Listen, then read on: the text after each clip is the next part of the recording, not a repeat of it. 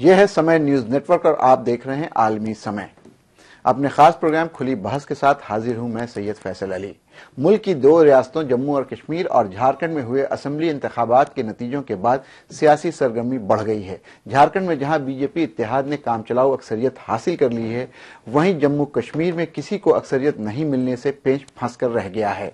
हालांकि रियासत में पीडीपी सबसे बड़ी ताकत के शक्ल में उभर कर सामने आई है, लेकिन अक्सरियत से वो भी बहुत दूर रह गई है। बीजेपी रियासत में दूसरी सबसे बड़ी ताकत के तौर पर आई है, लेकिन हुकूमत की चाबी नेशनल कॉन्फ्रेंस और कांग्रेस के हाथ में पहुंचती नजर आ रही है। झारखंड में कांग्रेस इत्तेहाद का बुरा हाल है, तो बहस का एक बड़ा सवाल यह भी है कि बीजेपी इत्तेहाद को भी वो क्लीन स्वीप नहीं मिल पाई जिसका दावा बीजेपी मोदी लहर के दम पर कर रही थी। एक दूसरे बड़े सवाल को जन्म देता है और वो ये कि क्या मोदी लहर कमजोर पड़ रही है, और उससे भी बड़ा सवाल यह है कि आखिर मोदी जी का जादू वादी कश्मीर के इलाके में एक भी सीट पर कमल क्यों नहीं खिला पाया।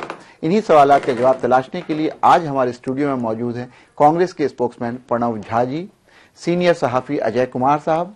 इसके अलावा जम्मू स्टूडियो से हमारे साथ होंगे अरुण गुप्ता जी, जो जम्मू कश्मीर बीजेपी के तर्जुमान और मीडिया के इंचार्ज हैं। वहीं श्रीनगर से पीडीपी के कौमी तर्जुमान समीर कौल भी हमारी इस बहस में शामिल हो रहे होंगे। आप सभी का खैर मकदम है। तो आइए शुरू करते हैं खुली बहस।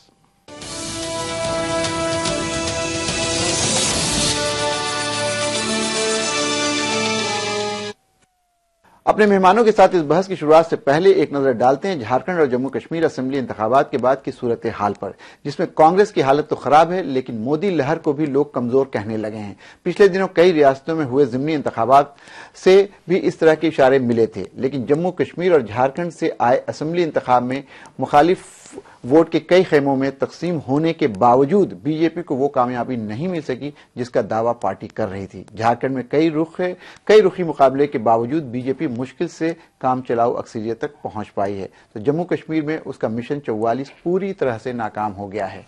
कांग्रेस, नेशनल कॉन्फ्रेंस और पीडीपी के अलग अलग इलेक्शन लड़ने के बावजूद भी पार्टी वादी में कमल नहीं खिला सकी। पेश है एक रिपोर्ट।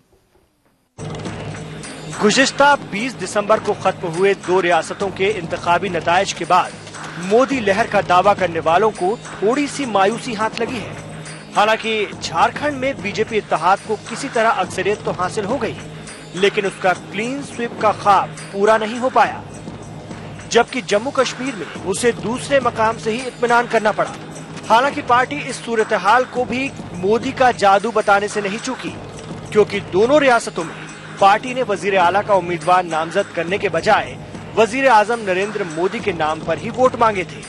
इसलिए पार्टी की कमजोर कामयाबी को मुखालिफिन मोदी लहर की कमजोरी करार दे रहे हैं। झारखंड और जम्मू कश्मीर दोनों जगह भारतीय जनता पार्टी की जो विजय हुई है, उसके लिए सबसे पहले तो मैं दोनों राज्यों की जनता को भारतीय जनता पार्टी की ओर से धन्यवाद भी देता हूं और उनके प्रति आभार भी व्यक्त करता हूं। भारतीय जनता पार्टी के कोई गुमान करने लायक स्थिति नहीं। मुझको भी थोड़ा आश्चर्य ही हुआ है। तो वैसी परिस्थिति में मुझको भी, मेरे मन में भी जो आता था, जो भी गणित दिखता था, उसके हिसाब से भाजपा को कम मिल रहा। हालांकि इससे भी इनकार नहीं किया जा सकता कि जम्मू में कांग्रेस के एक और किले पर बीजेपी ने कब्जा कर लिया और झारखंड में भी वो अच्छा कर गुजरी। दूसरी जानिब रियासत में झारखंड मुक्ति मोर्चा ने भी एक बड़ी कामयाबी हासिल करते हुए कांग्रेस के खोखले दावे को झुठला दिया है, जहां कुछ सीटों को लेकर रियासत में कांग्रेस का इत्तेहाद नहीं बन सका था। हेमंत सोरेन ने प्रयास किया 14 माह में, वो विगत 13 साल में लोगों ने नहीं प्रयास किया था, इसका भी असर है। और जहां तक 5 साल हम लोगों के बीच में रहे और जो भी जनहित के मामले है उसको जो उठाने का हमने काम किया। पहली बार हम लोग 14 साल में पहली बार एक कोशिश किया अलायंस के साथ कुछ हमारा परफॉर्मेंस इम्प्रूव करने के लिए। ऐसा हुआ नहीं, कहीं चुप हुआ है। उधर जम्मू कश्मीर में पीडीपी सबसे बड़ी ताकत के तौर पर उभर कर सामने आई है, मगर वो अक्सरियत से काफी दूर रह गई। वहीं बीजेपी दोनों रियासतों में असेंबली सीटों में काफी इजाफा कर चुकी है, लेकिन पार्लिमानी इंतखाब के मुकाबले वोटों के फीसद में काफी गिरावट आई है। जम्मू कश्मीर के नतायज को देखते हुए बीजेपी ने जहां बैकफुट पर आकर अपने तेवर में नरमी दिखानी शुरू कर दी, वहीं कांग्रेस ने पीडीपी की जानिब सेकुलरिज्म का सिक्का उछाल दिया। नेशनल कॉन्फ्रेंस अपनी परफॉर्मेंस से मुतमईन है। हम जितना लोग हमसे एक्सपेक्ट कर रहे थे उससे ज्यादा गए। ओपिनियन पोल्स भी हमें इतनी सीटें नहीं दे रही थी जितना हमने लाया। जिम्मेदारी हमारी नहीं बनती है हुकूमत बनाने की, जिम्मेदारी दूसरों की बनती है जिन्होंने ये सारा मुहिम जो है नेशनल कॉन्फ्रेंस के खिलाफ चलाया। पीडीपी सबसे बड़ी पार्टी उभर के आई है और ये पीडीपी को डिसाइड करना होगा कि वो कम्युनल फोर्सेस जो भारतीय जनता पार्टी जैसी है उनके साथ जाएगा या किसी सेकुलर पॉलिटिकल पार्टी के साथ जाएगा। हमारी जो प्रायोरिटी होगी वो ये नहीं होगी कि हम किसी तरह से इसे जोड़ तोड़ से या don't want to cobble up a government, but definitely कि we are looking for a kind of a governance which is based on our agenda. जो हमने लोगों के सामने अपना एजेंडा रखा है गुड गवर्नेंस का और बाकी चीजें, and it's going to take time. इंतखाब के दौरान दावे तो बहुत किए जाते हैं और जमातों के सामने अपनी कामयाबी के दावे के अलावा कोई रास्ता भी नहीं रहता, लेकिन नतायज के बाद सच्चाई खुद अपनी जमानत बन जाती है। झारखंड में बड़ी कामयाबी के बावजूद बीजेपी की जानिब से सीएम ओहदे के दावेदार और साबिक वजीर आला अर्जुन मुंडा को हार का सामना करना पड़ा। वहीं कश्मीर में जम्मू खित्ते से तो बीजेपी को जरूर कामयाबी मिली, लेकिन वादी से एक भी सीट का न मिलना बीजेपी के सबका साथ सबका विकास के नारे पर सवालिया निशान जरूर लगा रहा है। आलमी समय के लिए ब्यूरो रिपोर्ट के साथ मासूम सिद्दीकी। नाज़रीन, आपने ये रिपोर्ट देखी, जाहिर सी बात है जिस तरह का नतीजा उम्मीद की जा रही थी नतीजे की, उस तरह का नतीजा ना जम्मू कश्मीर में आया ना झारखंड में आया।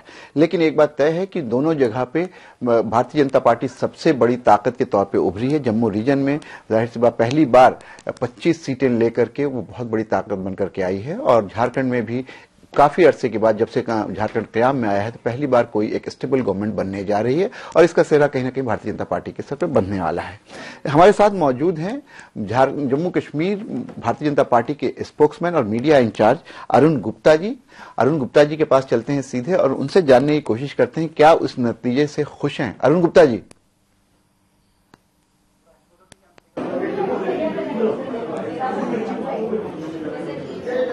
यहाँ पे आके बात करने का मौका देने का, और जहाँ तक नतीजों का सवाल है हम बहुत खुश हैं। जम्मू में जो हमें या जम्मू कश्मीर में जो हमें मिला है, ये पूरा लोगों ने जो हमें सीटें दी हैं बहुत अच्छा है और मेरा मानना ये है कि हम पिछले वाले जो हमारे चुनाव थे उसके आगे हमने बहुत प्रोग्रेस किए हैं और हमें जो वोट जो मिले हैं हमें उसकी परसेंटेज जो है हाईएस्ट है सबसे। तो हम पूरी तरह से मतलब खुश हैं और पूरी तरह से हमें पूरी उम्मीद है कि जितना हुआ है ठीक हुआ है। अरुण गुप्ता जी, आपसे मेरी बात हुई थी इलेक्शन से पहले तो आप ये कह रहे थे जम्मू में कि आप लोगों का मिशन 44 जो है वो पूरा होगा और बहुत ज्यादा सीट की उम्मीद की जा रही थी जम्मू से लेह लद्दाख से भी, जहां पे 41 सीटें हैं। लेकिन उसके बावजूद आपका कहना सही है कि आप सबसे ज्यादा वोट लेकर के तो आए हैं, लेकिन उतनी सीटें जितनी आप उम्मीद कर रहे थे शायद उतनी नहीं मिल पाई। क्या कमी रह गई?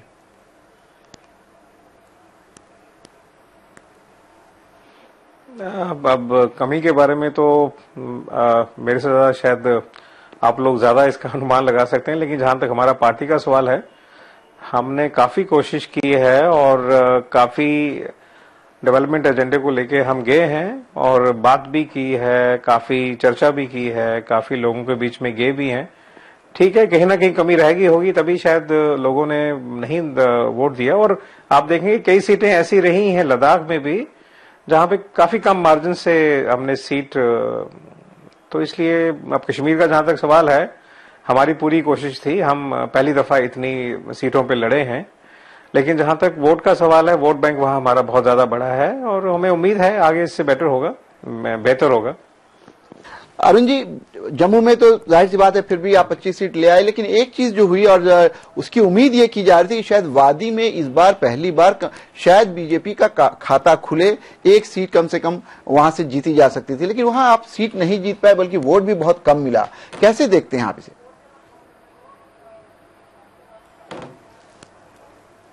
नहीं, हमें उम्मीद तो पूरी थी। अब लोगों का फैसला है, जैसे हमारी रिस्पेक्टेड जनता जो हमें फैसला दे हमारे सिर माथे पे क्या कहें इसके में।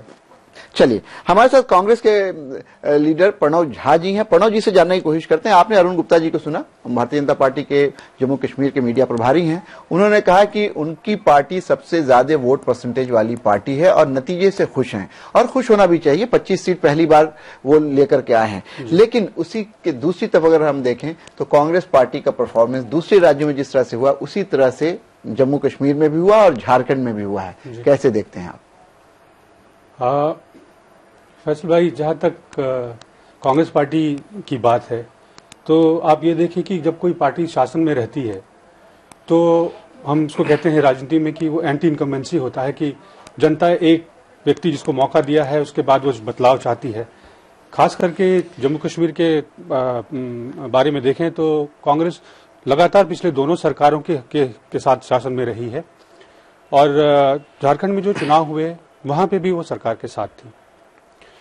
और जिस तरह से माहौल बना था लोकसभा के समय में, मैं झारखंड में चुनाव के दौरान लोगों के बीच था, पूरे 1 महीने चुनाव चला, मैं वहां रहा, तो मैंने ये महसूस किया कि प्रधानमंत्री जी जब भी अपने दौरे में होते थे या जितनी इनकी सभाएं होती थी तो वहां जाके वो वही बातें कहते थे कि और बड़ा आश्चर्य होता था कि वो कहते थे कि जिन लोगों ने, जिन राजनीतिक पार्टियों ने, जिन नेताओं ने इस राज्य को बर्बाद किया, आप उनको सत्ता से हटाएं। तो मुझे आश्चर्य होता था कि 14 साल में से 10 साल बीजेपी है सत्ता में और वो कह रहे हैं कि उसके बावजूद वो ऐसी बात कह रहे हैं। तो मुझे ताजुब होता था कि उसके बावजूद जो है रुझान वगैरह है, जो लोग जो कहते थे कि हवा बन रही है, तो वो क्या है। तो मैंने देखा कि लोगों को बहुत उम्मीद है प्रधानमंत्री जी से, और वो कहीं ना कहीं उनको अपनी बातों से और अपने वादों से लोगों को लुभा लेते हैं। लोग अभी भी जो है उनको 7 महीने के बजाय हम उनके बारे में पूछते हैं कि उनका गवर्नेंस की बात, जैसे अभी अरुण भाई ने भी कहा कि गवर्नेंस के मुद्दे पे गए थे, तो आप ये देखें कि अगर गवर्नेंस के मुद्दे पे होते तो कांग्रेस पार्टी नेशनल पार्टी है, उसको जम्मू में है, वो वादी में है, लद्दाख में, हर जगह सीटें मिली हैं। लेकिन भाजपा को देखें कि 36 में से वादी में 34 सीटों पर उनके जमानत जब्त है। तो मतलब कहीं ना कहीं गवर्नेंस का मुद्दा कहने के लिए जरूर है, लेकिन मुद्दा जो है वो गवर्नेंस के अलावा बाकी सारे मुद्दे हैं, वो चाहे गाय हो, वो चाहे गंगा हो, वो चाहे गोडसे हो। आपने एक बात कही प्रणव जी कि एंटी इनकम्बेंसी के कारण भी कांग्रेस को नुकसान हुआ, लेकिन आपको बताएं कि झारखंड मुक्ति मोर्चा जिसकी सरकार में आप शामिल थे, जिसकी एंटी इनकम्बेंसी की आप बात कर रहे हैं, वो अपने पिछले परफॉर्मेंस से बढ़िया किया उसने। नेशनल कॉन्फ्रेंस को भी कश्मीर में 15 सीट आई, आपको 12 आई। ये उसी सिक्के का दूसरा पहलू है। झारखंड जम्मू कश्मीर के मामले में देखें तो हमें 12 सीटें आई हैं, 8 सीटों पर हम 200 से कम मतों से हार गए हैं। 200 से कम मत, अगर वो हमें सीटें आती तो 20 के करीब हम होते। तो और झारखंड के मामले में देखें तो हम उसी गवर्नेंस के हिस्सा थे, शायद उन्होंने हमसे बेहतर तरीके से चुनाव लड़ा। और जैसा हमारे जनरल सेक्रेटरी ने भी कहा अभी कि चुनाव शायद अगर हम तालमेल से लड़ते, अब सीटों का जो है एक एग्रीमेंट नहीं हो पाया, जिसकी वजह से जो है हम इकट्ठे होकर चुनाव नहीं लड़ पाए, उसका हमें शायद नुकसान हुआ।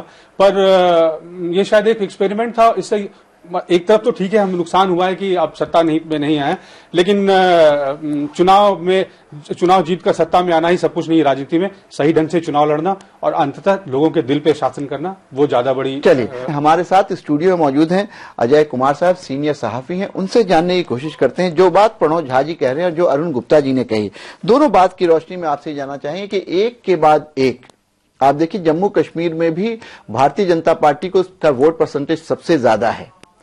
सीट हालांकि कम है, लेकिन वोट परसेंटेज सबसे ज्यादा है। कांग्रेस का क्या है वो भी आपके सामने है। झारखंड में भी आप देखिए 4थी पोजीशन पे कांग्रेस पहुंच गई है। ऐसी सूरत हाल में क्या अजय जी आपको ये लगता है, जो अमित शाह जी का नारा है और जो मोदी जी हमेशा कहते हैं कि कांग्रेस मुक्त भारत हम लोग देखना चाहते हैं, कहीं लगता है कि इन 2 स्टेट्स के जाने के बाद हम लोग उसी ओर बढ़ रहे हैं जहां कांग्रेस मुक्त भारत हो जाएगा? बिल्कुल आप ठीक कह रहे हैं, और ऐसा लगता है कि अमित शाह जी से ज्यादा कांग्रेस वाले खुद ही इच्छुक हैं कि बहुत दिन हो गया शासन, हमें अब वहां की गर्मी बर्दाश्त नहीं होती है, तो जरा विपक्ष की नरमी में थोड़ा आराम किया जाए। कांग्रेस के बड़े लीडर से, प्रणव जी से भी और तमाम लोगों से बात होती है, वो एक ऐसे मोड से गुजर रही है वो पार्टी और वो बजाबता डाटा देके उनके बड़े लीडर मुझे समझाने की कोशिश करते हैं कि देखो पहली बार 70 में जनता पार्टी की सरकार आई तो क्या हुआ, कितने दिन चला पाए, हम आ गए, फिर वो 77 का उदाहरण देते हैं। तो ऐसे वो एक कैलेंडर लेके बैठे हुए हैं कि कब कब कांग्रेस सत्ता से वापस गई और फिर वापस आई। हाँ, और वो बाय डिफॉल्ट बिकॉज उन पार्टियों ने गलतियां की और वो कांग्रेस वापस आ गई। मतलब आप ये कह रहे हैं कि अपनी अच्छी नीतियों, सकारात्मक नीतियों की वजह से नहीं, उन पार्टीज की जो पॉलिटिक्स में आए, पावर में आए, उनकी गलतियों का इंतजार करती है। ऐसा वो ऐतिहासिक कैलेंडर लेके जब हम एज ए पत्रकार उनसे हम बात करते हैं, उनकी स्ट्रेटेजी को समझने की कोशिश करते हैं, तो वो बड़े उससे अंदाज से ऐतिहासिक डाटा लेके बताते हैं और वो इस बात का इंतजार कर रहे हैं। दो बातों का शायद मुझे ऐसा लगता है, माफ कीजिएगा प्रणव जी, आपकी पार्टी के बारे में जो मेरी फीलिंग है वो मैं कह रहा हूं कि वो दो बातों का इंतजार कर रहे हैं। एक कि उनका पूरा मतलब खात्मा हो जाए भारत से, एक के बाद एक सूबे वो ले जाके भाजपा की गोद में डाल दें, तब शायद वो सक्रिय होंगे। और दूसरा कि भाजपा खुद गलती करेगी, उनकी इंटरनल पॉलिटिक्स होगी, उनका आपस में झगड़ा होगा, कलह होगा, अपने कंट्राडिक्शन के कारण ये पार्टी गिर जाएगी और फिर देश की जनता के सामने विकल्प तो कोई है नहीं, विकल्प तो हम ही है, तो हम स्वतः वापस आ जाएंगे। ऐसे मोड से फिलहाल मुझे कांग्रेस जाती हुई दिखती है। लीडरशिप है नहीं वहां पे, बिल्कुल पार्टी रडरलेस है, कोई स्ट्रैटेजी नहीं है, कोई रणनीति नहीं है। अभी यहाँ के जो इंचार्ज हैं उनके ऊपर झारखंड के हार का ठीकरा फोड़ दिया गया, उनसे उनका कमरा छीन लिया गया, उनको किनारे बिठा दिया गया। लेकिन सवाल की बात नहीं कर रहे हैं, लेकिन सवाल आपके पास वापस आएंगे। सवाल इस बात का है जी कि जो वहां के कांग्रेस इंचार्ज हैं जिन्होंने अकेले दम पे चुनाव लड़ने का निर्णय लिया, उन्होंने एक फीडबैक दी होगी पार्टी के हाईकमांड को और पार्टी का हाईकमांड उन बातों से सहमत रहा होगा। जाहिर सी बात है, पूरी सबकी जिम्मेदारी है, तो सबकी जिम्मेवारी है, कलेक्टिव रिस्पॉन्सिबिलिटी है। तो आपकी जो ये बात है कि दोनों ही जगह जम्मू कश्मीर थोड़ा अच्छा है, प्रदर्शन उतना बुरा नहीं हुआ जी, लेकिन अब देखना यह है कि जम्मू कश्मीर क्या आने वाले नए साल में कांग्रेस के लिए एक मिसाल बनता है, एक नई बयार लेकर के पूरे देश में जाने का काम कांग्रेसी वहां से करेंगे या समाप्त कंप्लेसेंट हो जाएंगे। जी, चलो झारखंड गया, अब इसके बाद आपको मालूम है दिल्ली का चुनाव है, कांग्रेस की क्या स्थिति है, मुझे उस पर कोई प्रतिक्रिया देने की जरूरत आपको यहाँ पे रोकना पड़ेगा अजय जी। यहाँ वक्त हो गया ब्रेक का, ब्रेक के बाद वापस आएंगे तो अजय कुमार से चर्चा जारी रहेगी, उसके बाद प्रणव झा के पास चलेंगे। लेते हैं ब्रेक।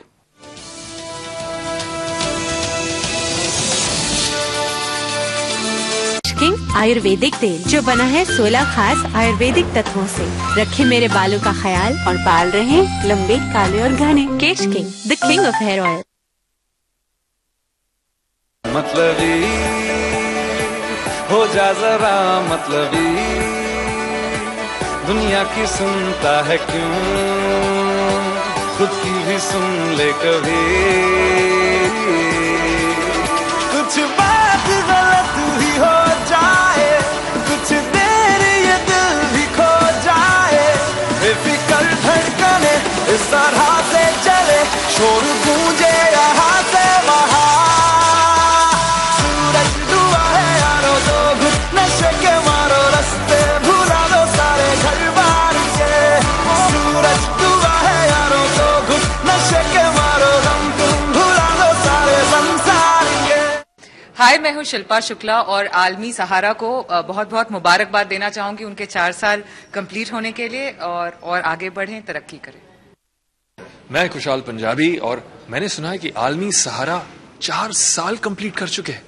कांग्रेचुलेशंस मेरी तरफ से, बहुत बहुत बधाई।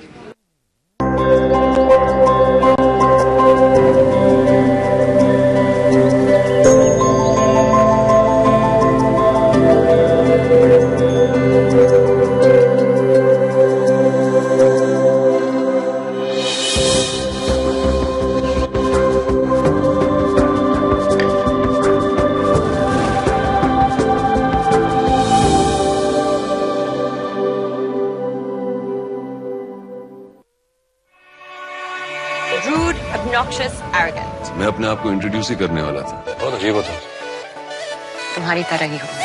मतलबी हो जा जरा मतलबी, दुनिया की सुनता है क्यों। लगता है तुम अपने आप को छुपा रही हो, तो मुझे बता दो। गुनाह करने से पहले कबूल करवा रही है।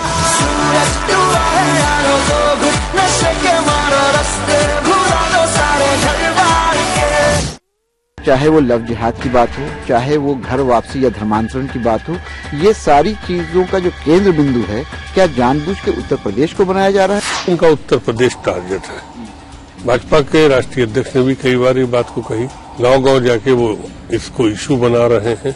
वो धीरे धीरे इसको हिंदू मुसलमान में बदलना चाहते हैं। मुस्लिम मसाइल पर समाजवादी पार्टी लीडर नरेश अग्रवाल की बेबाक राय। 2015 नवंबर बिहार में चुनाव होने वाला है, लेकिन इन सारी चीजों में कांग्रेस की भूमिका बिहार में और बिहार के बाहर कैसे गई? अगर उन्होंने अपने इसमें सुधार नहीं किया सोच में, तो कहीं कांग्रेस इतिहास के पन्नों पर न रह जाए।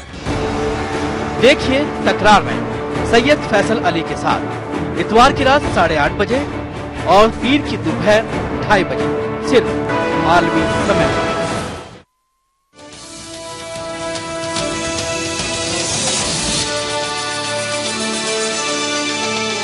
ब्रेक के बाद आपका एक बार फिर खैर मकदम है। बातचीत कर रहे हैं कि जिस तरह की सूरत हाल बनी हुई है मुल्क में, एक स्टेट के बाद दूसरा स्टेट, धीरे धीरे करके सारे स्टेट से, सारे सूबों से कांग्रेस गायब होती चली जा रही है। तो कहीं ना कहीं ये बात सच होती हुई दिख रही है जो अमित शाह और नरेंद्र मोदी कहते हैं कि भारत को कांग्रेस मुक्त करना है, कांग्रेस फ्री कंट्री बनानी है। इसी बात पे हम बातचीत कर रहे थे ब्रेक पे जाने से पहले, और अजय कुमार ये कह रहे थे कि न सिर्फ ये कि मोदी जी और अमित शाह ये चाहते हैं, बल्कि कांग्रेस के कुछ लीडरान और कांग्रेस खुद भी ये चाहती है और अपने आप को रिलेवेंट रखने के लिए कुछ नहीं कर पा रही है। जी अजय जी। हाँ, तो जैसा कि मैं कह रहा था कि दिल्ली में कांग्रेस की स्थिति आपको मालूम है कि आने वाला चुनाव दिल्ली का चुनाव है, वहां कांग्रेस कहीं फाइट में नहीं है, यहाँ की लड़ाई भाजपा वर्सेस आप है। बिहार की तरफ आप चलिए, जो अगला चुनाव है, वहां कहीं कांग्रेस फाइट में नहीं है। तो आखिर कर्नाटका जो अभी इनके कब्जे में है वो भी इनके हाथ से निकलने वाला है। जिस तरह की तैयारी उत्तरांचल में है वह भी इनके हाथ से निकलता हुआ दिखता है। तो कहने का मतलब है कि इतना सब कुछ हो जाने के बाद हरियाणा गया, महाराष्ट्र गया, जम्मू गया और अब ये झारखंड गया, आखिर ये पार्टी कब सचेत होगी, कब अपनी निद्रा से चिड़ निद्रा से यह पार्टी जगेगी, कोई आंदोलन। और एक बात और जोड़ दूं प्रणव जी के लिए, 44 सीटों वाली ये पार्टी लोकसभा में है, इसके स्तर पे कोई प्रयास नहीं दिखता है। उसके जगह पे अगर आप देखिए तो जनता दल, लालू यादव, ये ऐसे 2-2, 4-4, 5-5 सब मिलकर 15 कम से कम वो एक कोशिश कर रहे हैं, वो एक आवाज लगा रहे हैं। और यहां पे मुझे लोहिया जी याद आते हैं जो अक्सर ये राजनीतिक दलों से मुखातिब होते वक्त यह कहा करते थे कि इस देश की जिंदा कौमें 5 साल इंतजार नहीं करती, तो या तो कांग्रेस यह बताए कि वो जिंदा कौम की पार्टी बच गई है या वो इंतजार के मूड में रहेगी। चलिए, लगता है हमारा राब्ता हो गया श्रीनगर में समीर कौल साहब से। समीर कौल साहब के पास चलते हैं, जानने की कोशिश करते हैं कि जिस तरह का नतीजा हुआ, जिस तरह के रिजल्ट्स आए हैं, उससे वो खुश हैं और अब यहां से क्या होगा। समीर कौल साहब। देखिए, जिस तरह के नतीजे आए हैं हम उसके लिए शुक्रगुजार भी हैं, लेकिन कुछ हद तक मायूस भी हैं। जितनी हमें उम्मीद थी, जिस तरह से यहाँ पे यर्निंग इनएफिशिएंट गवर्नमेंट और सैलाब ज़दा होने की वजह से लोगों में उत्सुकता थी कि वो चेंज चाहते थे, हम इससे कई ज्यादा ओवरवेलमिंग मेजॉरिटी एक्सपेक्ट कर रहे थे। 35 सीट तो कम से कम आएगी, कहाँ कमी रह गई? इतनी ज्यादा सीटों की कमी कैसे हो गई? जाहिर है कि जिन हमारे जो पुराने एरियाज थे साउथ कश्मीर में, कुछ एरियाज में हमने वहां पे एंटी इनकम्बेंसी का फैक्टर फेस किया है जो नहीं होना चाहिए था, लेकिन ऐसा लग रहा है कि ऐसा हुआ। और कंपटीशन भी काफी था कश्मीर वादी में, क्योंकि जम्मू ने मोरलेस एक तरफा भारतीय जनता पार्टी की तरफ वोट किया। कश्मीर वैली में काफी पार्टियां लड़ रही थी, देखा बाकी रीजनल पार्टी भी है यहाँ पे नेशनल कॉन्फ्रेंस के नाम से, वो लोग भी बड़ी कोशिश की है कि किसी तरीके से अच्छा परफॉर्म करे। तो सब मिलजुल के जितनी हमें उम्मीद थी उतनी नहीं आई। प्रणव झा जी बैठे हैं, वो कुछ कहना चाह रहे थे जब अजय कुमार ये कह रहे थे कांग्रेस खुद नहीं चाहती कि वो रिलेवेंट रहे, और जिस तरह की चीजें होती हैं, अभी झारखंड में इलेक्शन हुआ तो उसकी सारी जिम्मेदारी जो वहां पार्टी प्रभारी हैं उनके ऊपर सौंप दी गई, और जो कांग्रेस का जो टॉप लीडरशिप है वो कहीं ना कहीं उससे बिल्कुल अपनी जिम्मेदारी से हट जाता है। ऐसा क्यों होता है प्रणव जी? फैसल भाई ऐसा जरा भी नहीं है। इनफैक्ट अजय भाई की जो टिप्पणी थी मुझे पत्रकार कम और किसी राजनीतिक की ज्यादा लगी। एक एक करके बात करें तो हम हर एक मुद्दे पे बात कर सकते हैं। शुरुआत तक जहां तक ये इन्होंने कहा कि नेताओं से मिलते हैं तो पता नहीं पर्सनली किनको मिलते हैं, मैं नहीं जानना चाहूंगा ये। और हम ये अपेक्षा करेंगे कि इनकी बात स्टूडियो में ना भी कहूं तो हम लोग भी मिलते हैं बहुत सारे कांग्रेस के लीडर से, और उनको भी अंदर से कहीं ना कहीं ये लगता है उनसे बातचीत करके कि ये पहले से हार मान चुकी है। फैसल भाई, मैं पार्टी की नुमाइंदगी कर रहा हूं, मैं पार्टी के नुमाइंदे के रूप में यहाँ बैठा हूं। जी। मैं रोज लड़ाई लड़ता हूं और मेरे जैसे लाखों लोग हैं जो कि जमीन पर रोज लड़ते हैं और इस उम्मीद से लड़ते हैं, इस भरोसे के साथ लड़ते हैं कि हम विपक्ष में हैं, मुस्तैदी से विपक्ष का रोल अदा कर रहे हैं। पार्लियामेंट में हमारी जिम्मेवारी है। ठीक है, हमें 44 सीटें आई है, जनता का वो जनमत है, लेकिन 44 सीटों का मतलब 10.5 करोड़ लोग भी पीछे, हमारे 10.69 करोड़ लोग भी हमारे पीछे खड़े हैं। और वो ये जो है ये संख्या कम नहीं होगी, ये बढ़ेगी। आप ये देखें कि आज भाजपा अगर शासन कर रही है इस देश में तो कितने प्रतिशत, 30% मतों के साथ देश में शासन कर रही है। 70% लोग ऐसे हैं जो कि उनके विचारों से ख्याल अपना नहीं रखते, उनसे अलग सोचते हैं। समय होता है, कभी आप कोई एक पार्टी जीतती है, एक पार्टी हारती है, लेकिन इसका ये मतलब नहीं समय बुरा चल रहा है, लेकिन खराब है। नहीं, मैं अपनी बात की राजनीति सही नहीं, मैं अपनी बात पूरी कर लूं। मैं एक राजनीति की तरफ आपको समझा रहा हूं कि क्या बात होता है कि अगर 30% वोट उनको मिल रहा है तो ऐसे लोगों का वोट है, एक तो जो उनकी कट्टरपंथी विचारधाराओं से जो जिनका विश्वास है, ऐसे लोग हमेशा समाज में होते हैं। लेकिन ये ऐसा समय है जिसमें कि वो उस खुल के सामने आए हैं, वो मुखर हैं, उनको उनका नेता जो है वो उनका हाथ पकड़ के उनको सामने लेके आ रहा है। कुछ तो वैसे लोग हैं तो कहीं ना कहीं आपके नेतृत्व में कमी है, और आपका नेता क्यों नहीं ला पा रहा है 70%? और उसके अलावा कुछ ऐसे लोग हैं जो कि उनके बातों में, उनके मिसरिप्रेजेंटेशन में, उनकी बड़ी बड़ी बातों में जो है बहकावे में आते हैं। बहरहाल चीजों को क्लियर होने में समय नहीं लगता, 5 साल बहुत होता है। आप ये देखें, अगर किसी को आप मौका देंगे 7 महीने 8 महीने में, कहां पार्टियां, कहां तो 60 सीटों का अनुमान दे रहे थे भाजपा को, वो घट के 37 सीटें आ गई। 2005 में बीजेपी को 30 सीटें थी। क्या कौन सा बड़ा अचीवमेंट है? उसमें कांग्रेस की क्या योग्यता है? कांग्रेस की क्या योग्यता है? मैं वही जानना चाहता हूं कि क्या उसमें कांग्रेस का कोई रोल है कि उनको 60 से 34 सीटें मिली, उसमें कांग्रेस की कोई भूमिका है? बिल्कुल कांग्रेस की भूमिका है कि 7 महीने में लोगों को ये बताने में कांग्रेस कहीं ना कहीं सक्षम हुई है कि जिन बातों पर आप कह रहे हैं कि कांग्रेस भरोसा न करें, में लोगों को ये बताने में कामयाब रही है। और नरेंद्र मोदी सिर्फ वादा करते हैं वो पूरा नहीं करते। हमारे साथ अरुण गुप्ता जी मौजूद है। अरुण गुप्ता जी, जो बात कह रहे हैं कांग्रेस के यहाँ पे नेता, वो ये कह रहे हैं कि बहुत ज्यादा खुश होने की जरूरत नहीं है। आपको एक ऐसा लीडर मिला है जो 31% लोगों को साथ लेकर के सामने आया है और उनको सपने बेच करके, जो बात ये कहना चाह रहे हैं, सपने बेच करके वो सत्ता में आए हैं, चाहे केंद्र में आए, चाहे झारखंड में आए, चाहे वो जम्मू कश्मीर में आए। कैसे आप देखते हैं? इनको ये लग रहा है कि ये स्थिति बहुत दिन तक बनी नहीं रह सकती है और 5 साल तो बहुत ज्यादा वक्त है, 1-1.5 साल के अंदर ही आपकी हवा निकलने वाली है। ये कांग्रेस के जो लीडर है वो यहाँ पे बता रहे हैं। आप बताइए अरुण जी। ये कांग्रेस में जो कह रहे हैं जी, मैं समझ गया। ये कांग्रेस के जो लोग हैं जो कह रहे हैं जी, ये इनका अपना मत होगा। लेकिन समस्या सबसे बड़ी ये है कि कांग्रेस वाले जो इतने साल देश पे शासन करते रहे और ये 7 महीने के पूरे गणित को लेके बैठ गए। इन्हें समझना चाहिए कि ये जो बात कर रहे हैं इसमें कोई बात में कोई दम नहीं है जी। और 30% लोगों को अगर हम साथ में लेके चल रहे हैं, इसका क्या मतलब है? आप कितने % वोटिंग होती है इस कंट्री में? 70%। और जब 30% वोट अगर हमने लिए, 30 अब देखिए, अब देखिए जो अगर आप सवाल देखें उसका कि अगर हमने सपने बेचे,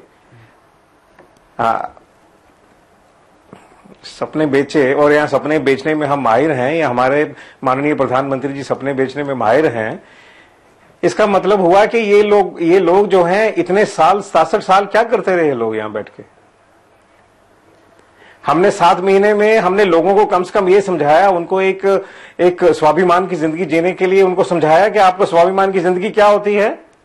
उनको बाहर निकाला इससे कि आप बाहर निकलिए और समझिए आप क्या हैं। एक नई दुनिया दिखाने की कोशिश की आपने। आप नागरिक हैं इस देश के, आप एक रिस्पेक्टेड नागरिक हैं इस देश के, लेकिन बिल्कुल नई दुनिया दिखाने की कोशिश की और ये कहने की कोशिश की है जी, ये कहने की कोशिश की है कि देखिए कि आप जो आपका इस देश आपका हक है और ये कहते हैं कि हम लोग जो हैं लेकिन ये कह रहे हैं पड़ोजा देश में रह के और देश की बातें करना कम्युनल होता है। अरुण गुप्ता जी ये कह रहे हैं प्रणव झा जी कि ठीक है आपने सपने बेचे जरूर, सपने दिखाए जरूर, लेकिन सपने साकार नहीं हुए और जो बातें आपने कही हैं वो कोई पूरी नहीं हो पा रही है। मैं कह दूं जी आप पूछ लीजिए। जी नहीं भाई इनका कहना है, ये जो सपने की बात कर रहे हैं ये कह रहे हैं सपने, हम तो सपनों की बात ही नहीं करते। अरुण भाई नमस्कार, मैं ये अर्ज कर रहा था जनाब, मैं ये अर्ज कर रहा था कि आप ये देखें अगर गवर्नेंस पे लोगों ने बिलीव किया होता तो आपको थोड़ी सीटें या थोड़े मत जो हैं लद्दाख में भी मिलते और घाटी में भी मिलता।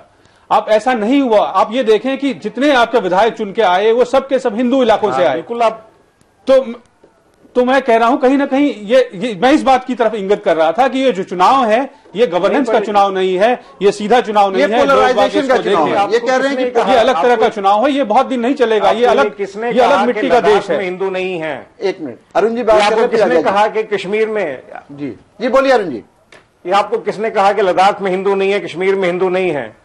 ये आपका ये कहना कि सिर्फ हिंदू वाले राज्यों में हमको सीट मिली गलत है।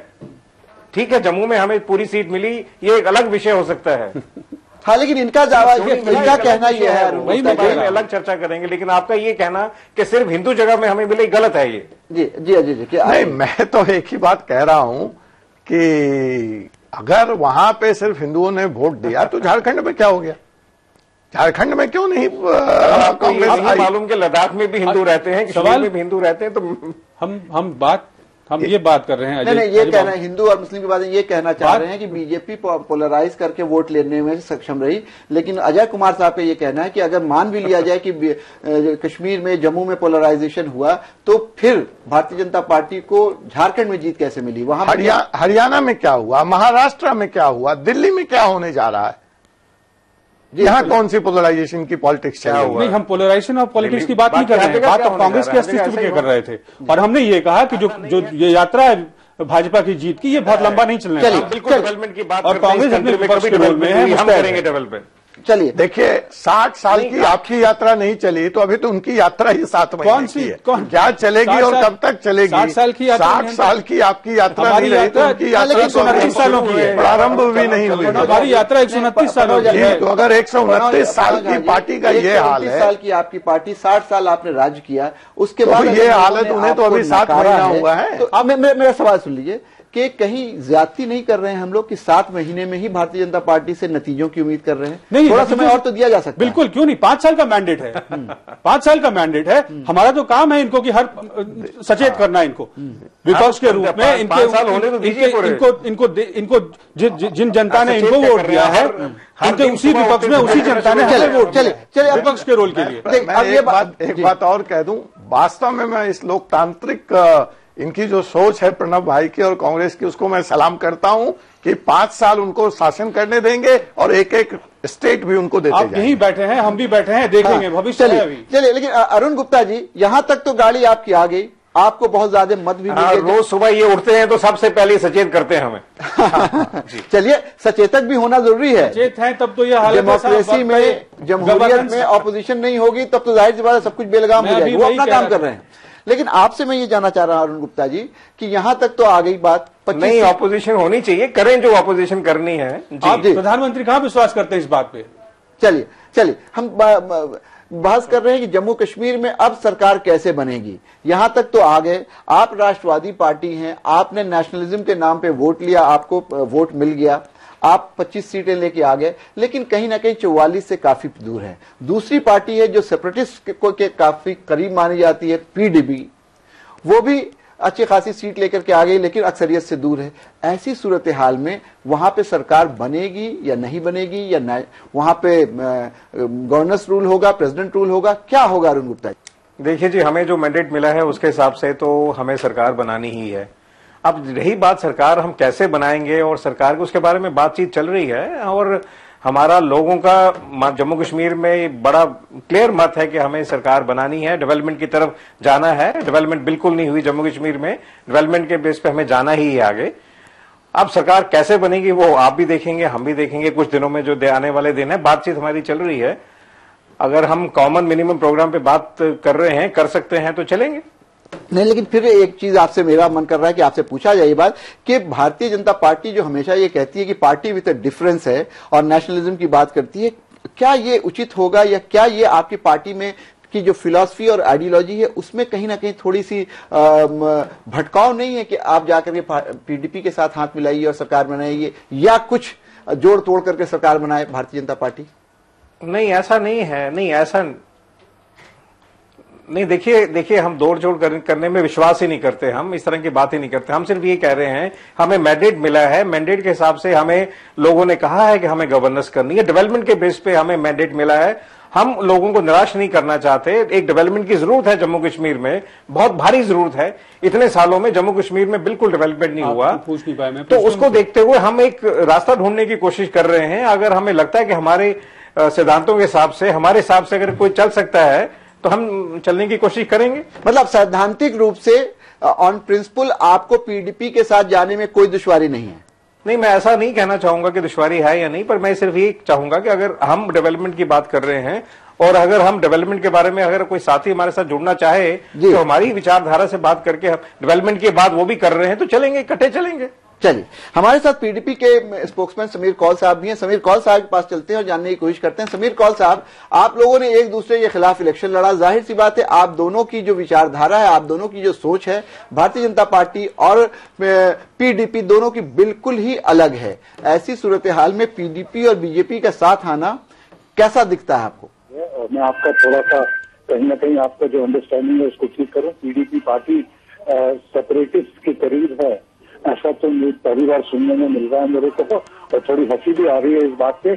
PDP party main stream party है, और अगर यहाँ के मेन स्ट्रीम के लोग आपको सेपरेटिस्ट लगते हैं तो हाँ, फिर मैं कहूंगा कि पीडीपी पार्टी में सेपरेटिस्ट पार्टी जरूर है, लेकिन कहीं नहीं सेपरेटिस्ट नहीं। समीर कौल साहब, बात को पूरी तरह से ढंग से सुन लीजिए। सेपरेटिस्ट की पार्टी नहीं कहा गया, ये कहा गया कि ये पार्टी है जो सेल्फ रूल की बात करती है। कैसे आप नकारिएगा इसको? आर्टिकल 370 को पुख्ता करने की बात करती है। हमारा एक सोशल, एक इकोनॉमिक, चलिए इसी सवाल को पूछ लेता हूं। आप आर्टिकल 370 को और पुख्ता करने की बात करते हैं, भारतीय जनता पार्टी आर्टिकल 370 को पूरी तौर से हटाने की बात करती है। ऐसे में कैसे आप दोनों साथ आइएगा? तो आप संयम भरते मेरे बात को सुने कि ये बात सही है कि हम लोगों के जो सिद्धांत हैं वो भारतीय जनता पार्टी की प्रैक्टिस से थोड़ा डिफरेंट है, लेकिन इसका मगर ऐसे दो लोग और ऐसी दो पार्टियां अगर आपस में साथ आके जम्मू कश्मीर के तीनों प्रांतों को साथ लेने की बात हो तो तब मिलकर काम किया जाता है। अकेली सरकार से बन नहीं सकती, किसी न किसी से मिला के करनी होगी, और मुश्किल काम है। मैं आपके चैनल पे खुलेआम कह रहा हूँ, ऐसा होना एक बड़ा मुश्किल काम है, इसमें बड़ी दुश्वारियां हैं, लेकिन इम्पॉसिबल नहीं है। मतलब आप ये मान रहे हैं समीर कौल साहब, आप ये मान रहे हैं कि दोनों का साथ आना, बीजेपी और पीडीपी का साथ आना थोड़ा मुश्किल है लेकिन इम्पॉसिबल नहीं है। पॉलिटिक्स में सब कुछ होता है, एकोमोडेट किया जा सकता है एक दूसरे को। जी ऐसा है। मैं फिर से दोहराता हूँ, आप आगे चलें, थोड़ा सा पेशेंट रहें। यहाँ पे हमारी जिम्मेदारी प्राइमरी पार्टी इससे ये बनती है कि जम्मू कश्मीर को एक स्टेबल सेक्युलर गवर्नमेंट दे जो डिफरेंट उसके प्रांतों को जोड़े। क्योंकि अभी इलेक्शन में क्या हुआ है कि आप देखेंगे बड़ी दरारें पड़ गई हैं। जम्मू अलग तरह से सोचता है, लद्दाख अलग तरह से सोचता है, कश्मीर, इन तीनों को साथ चलाना है और साथ मिला के साथ चलाना है। इसमें मुश्किलें बहुत आएंगी, मुश्किलें दरपेश होंगी, लेकिन इम्पॉसिबल नहीं है। कोई काम इम्पॉसिबल नहीं होता, ये इम्पॉसिबल नहीं है। चलिए लेकिन एक चीज बताइए समीर कौल साहब कि मुझे ये समझ नहीं आ रहा है कि जब नतीजे आ रहे थे उसी वक्त कांग्रेस के सीनियर लीडर गुलाम नबी आजाद ने यह कहा कि बगैर शर्त पीडीपी को हम हिमायत देंगे, सरकार बनाने में उसकी हिमायत कर सकते हैं। तो फिर कबाहत क्या है? अगर आप और कांग्रेस मिल जाते हैं तो 2-3 लोगों की और जरूरत पड़ेगी, आप सरकार बना सकते हैं। तो उधर ना जाकर के इधर आने की वजह क्या है, कुछ बता सकते हैं आप? अभी तक सब ऑप्शन एक्सरसाइज किए जा रहे हैं। पीडीपी पार्टी के पास कई ऑप्शन हैं, जैसे हर पार्टी के पास होते हैं, हम उनको एक्सरसाइज कर रहे हैं।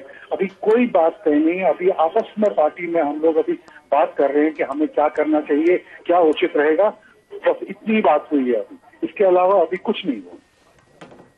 तो आप ये कह रहे हैं समीर कौल साहब कि कुछ इंडिपेंडेंट्स भी आपके साथ हैं और आप उनकी भी हिमायत ले सकते हैं, कांग्रेस का ऑप्शन भी आपके साथ ओपन है और अभी सारी चीजें बिल्कुल ओपन है, किसी के साथ कोई हतमी फैसला नहीं हुआ है।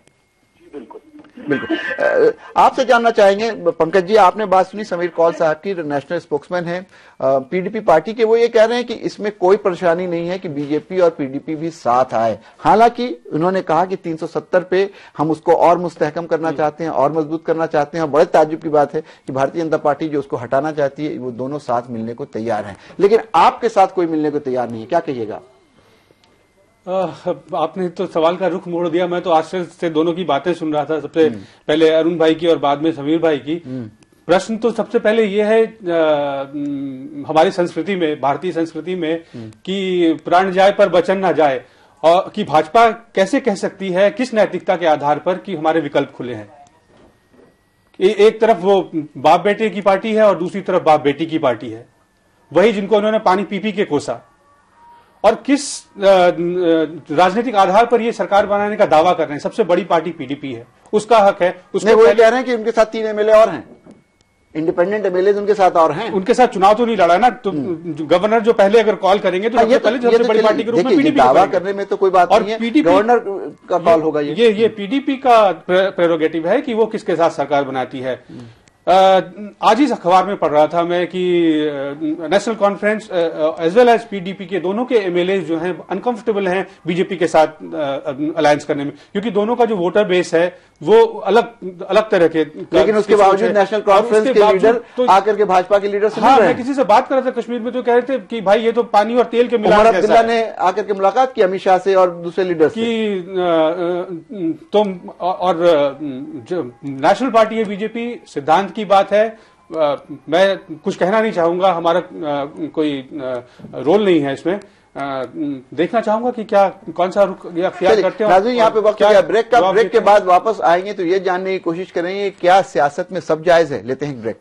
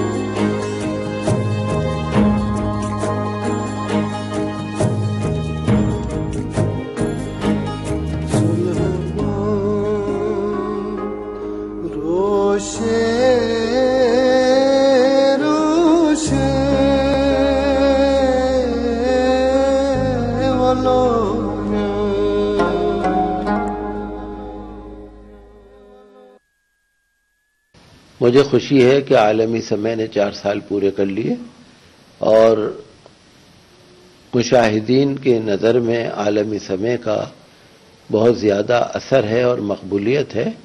मुझे इससे खुशी है और मैं 4 साल कामयाबी के साथ मुकम्मल होने पर दिल से मुबारकबाद देता हूँ और दुआ करता हूँ कि आइंदा भी इसी तरह से आलमी समय आवाम के जज्बात को और मिली मसाइल को और ज़रूरी मसाइल को उठाता रहेगा और आवाम में इसकी मकबूलियत और ज़्यादा बढ़ती रहेगी। किंग आयुर्वेदिक तेल जो बना है 16 खास आयुर्वेदिक तत्वों से, रखे मेरे बालों का ख्याल और बाल रहे लंबे काले और घने। Kesh king, the king of hair oil. मैं सोचती हूँ कि क्या तुम सच में वो हो जो लोग कहते हैं, या लोग जो कहते हैं तुम वो बनने की कोशिश कर रहे हो। लगता है तुम अपने आप को छुपा रहे हो। इतिहास के महान चोरों में से एक माना जा रहा है। एक थियरी ये भी है कि वो अचानक गायब हो गया।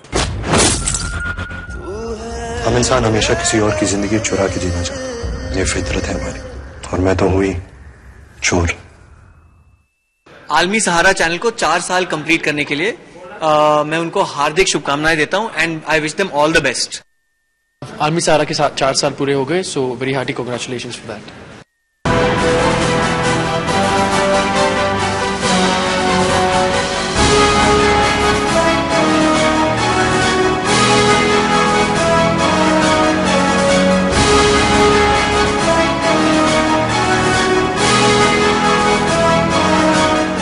खबरों का महवर बनती हैं जो खास शख्सियात जिनसे मुतासिर होते हैं मुल्क और कौम के हालात। ऐसे रहनुमाओं की दो टूक बात सैयद फैसल अली के साथ। देखिए तकरार इतवार की रात 8:30 बजे और पीर की दोपहर 2:30 बजे सिर्फ आलमी समय।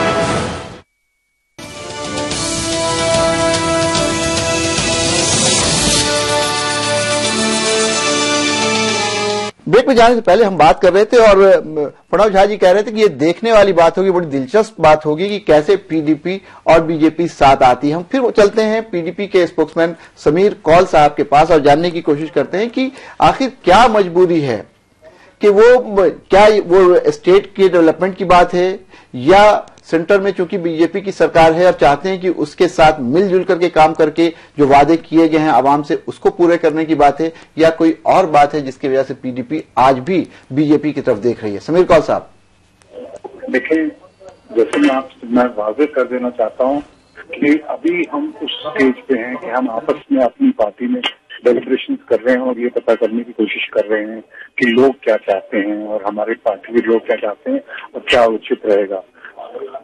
अभी यही चल रहा है। ऑफ द रिकॉर्ड ये बता रहे हैं समीर कौल साहब कि हम लोगों को बीजेपी के साथ जाने में दिक्कत है। कई लोगों से हम लोगों की भी बातचीत हुई है। ऑफ द रिकॉर्ड ये बोल रहे हैं, जो मेंबर असेंबली हैं अभी, वो ये कह रहे हैं कि नहीं, हम लोगों के लिए मुनासिब नहीं है कि हम लोग बीजेपी के साथ जाएं। हमारी जो पूरी कॉन्स्टिट्यूएंसी है उसमें एंटी बीजेपी एक करंट है, एक सोच है। वैसे में अगर हम बीजेपी के साथ जाते हैं तो हम लोगों को अगले इंतखाबात में या इवन उससे पहले भी कहीं ना कहीं लोगों का गुस्सा झेलना पड़ेगा। क्या कहिएगा?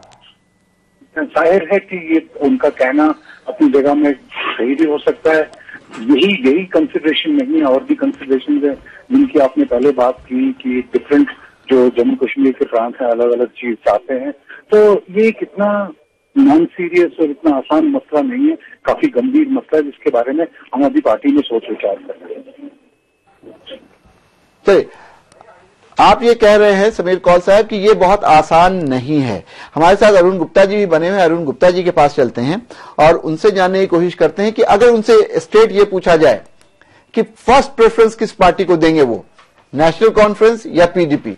देखिए, ऐसा है, ये जो जितना ये इस तरह के जो फैसले हैं जो मुझसे आप पूछ रहे हैं नेशनल कॉन्फ्रेंस या पीडीपी का, ये सारे के सारे फैसले हमारे केंद्रीय नेतृत्व में होते हैं। और लेकिन मुझे ये पता है कि बीजेपी की सबसे बड़ी जो फीडबैक है जम्मू कश्मीर से जाती है और आप उसमें अहम प्लेयर हैं। नहीं, वो ठीक है, आपकी फीडबैक अब मैं नहीं पूछूंगा आपकी फीडबैक का सोर्स क्या है, पर लेकिन मैं इतना जरूर कहूंगा आपको कि हमारे केंद्रीय जो नेतृत्व है सब फैसले वहीं पे होते हैं और बातचीत हो रही है वहां पे। और वो भी हमारे भी जैसे हर पार्टी में पार्टी के अंदर बात की जा रही है, हमारे की भी पार्टी के अंदर बात की जा रही है, सब कुछ होता है। तो मैं इससे ज्यादा इसके बारे में आपको अभी इस टाइम कुछ बता नहीं पाऊंगा। चलिए अरुण जी, अजय जी, आपने ये देखा कि पीडीपी वाले भी ये कह रहे हैं कि हमको बीजेपी के साथ जाने में कोई दिक्कत नहीं है। बीजेपी के जो स्पोक्समैन है वो भी ये कह रहे हैं कि सबके साथ ऑप्शंस ओपन है, सबसे बातचीत चल रही है। और कहीं ना कहीं तीसरे एकदम बिल्कुल हाशिए पे खड़ी कांग्रेस ये कह रही है कि हम सबका आपस में बातचीत देख रहे हैं, हमें कुछ नहीं करना है, हमने अपनी बात कह दी है, हम किनारे खड़े देख रहे हैं। लेकिन आपसे मेरा ये सवाल है कि क्या राजनीति में सब जायज है, पॉलिटिक्स में सब जायज है? कोई आइडियोलॉजी, कोई फिलॉसफी, कोई सिद्धांत कुछ नहीं है?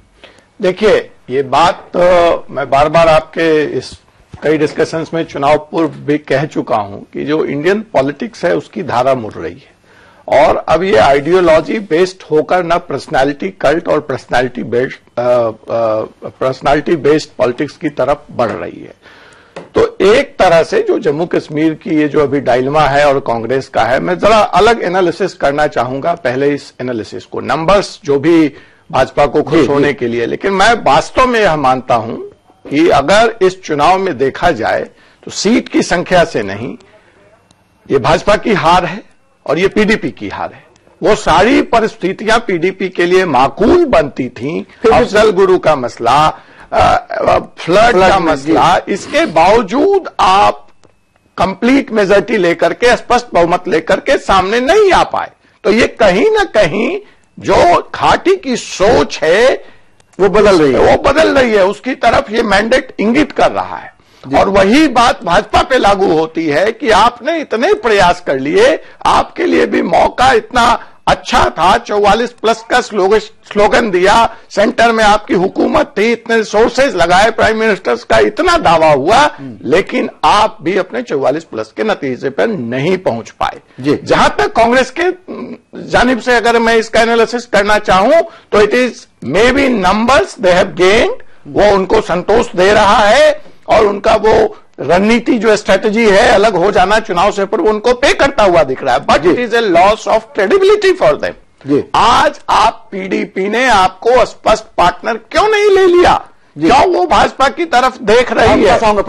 लेकिन तो ये कहीं ना कहीं जो कांग्रेस सन 2000 से जेएनके में किंग मेकर की भूमिका में थी, उस भूमिका से भी अलग हट गई। आज दोनों की दोनों पार्टियां, नेशनल कॉन्फ्रेंस का उनके ऊपर यकीन नहीं है और पीडीपी का उनके ऊपर यकीन नहीं है। तो इस नए सूरत हाल में और जो बैकग्राउंड है जम्मू कश्मीर का कि जम्मू का डेवलपमेंट नहीं हुआ है, जम्मू हमेशा नेग्लेक्टेड रहा है वर्सेस कश्मीर वैली, ये कंप्लेन रही है जम्मू की। एक टाइम में वहां पे बड़े उग्र आंदोलन हुए हैं सेपरेट जम्मू स्टेटहुड के लिए, जो कि भारत की इंटीग्रिटी के लिए कहीं से अच्छा नहीं है। लद्दाख में सेपरेशन की डिमांड उठती रही है और जो फ्लड के बाद जो स्थिति है घाटी की, वहां पे जो डेवलपमेंट करने का मैंडेट जो जनता ने दिया है और जो बदली हुई सोच का नतायज है, उसमें अगर ये दोनों पार्टियां जो स्ट्रांग होल्ड 370 का जैसे आप हवाला दे रहे थे और ऐसे बहुत सारे मालूम है, अगर ये टेम्पर्ड डाउन हो रही हैं तो it is in the national interest. Bharat के नक्सलवादी अगर इस चुनाव में आप ये कह रहे हैं अजय कुमार जी, ये एक अच्छा संकेत मैं मानता हूं। जिसपे विवाद है उसको हम लोग किनारे रखें और कहीं ना कहीं अगर नेशनल पॉलिटिक्स करें तो वो बेहतर है। आज की जनता, लेकिन मैं कुछ कहना मैं अपनी बात कंप्लीट कर दूं। मैं सिर्फ यह कहना चाह रहा हूं कि अगर वहां की जनता हार्ड कोर पॉलिटिक्स नहीं चाहती है, भाजपा का भी टेम्पर डाउन होना चाहती है कि वो थोड़ा अपने हार्डकोर स्टैंड से वो हार्डकोर स्टैंड से अलग हटे और पीडीपी भी अपने हार्डकोर स्टैंड से अलग हट करके तो वहां क्रेडिबल गवर्नमेंट आती है। डेवलपमेंट की बात हो, सबका साथ, सबका विकास की बात हो, तो क्या बुराई है इस पर? प्रणव जी आपसे जानना चाहेंगे, शुरू में भी अजय कुमार ने कहा कि जब आपकी पार्टी हारती है तो सारा जो ठीकरा है वो जो पार्टी का प्रभारी होता है उसके ऊपर ठोक दिया जाता है। आपको मालूम है जिस तरह से बीके हरिप्रसाद जी के साथ हुआ है। तो ऐसी स्थिति में आपको लगता है कि जब इस तरह की अंतरकला है, इस तरह की इंटरनल बिकरिंग चल रही है, तो पार्टी कुछ क्रेडिबल ऑपोजिशन भी कर पाएगी?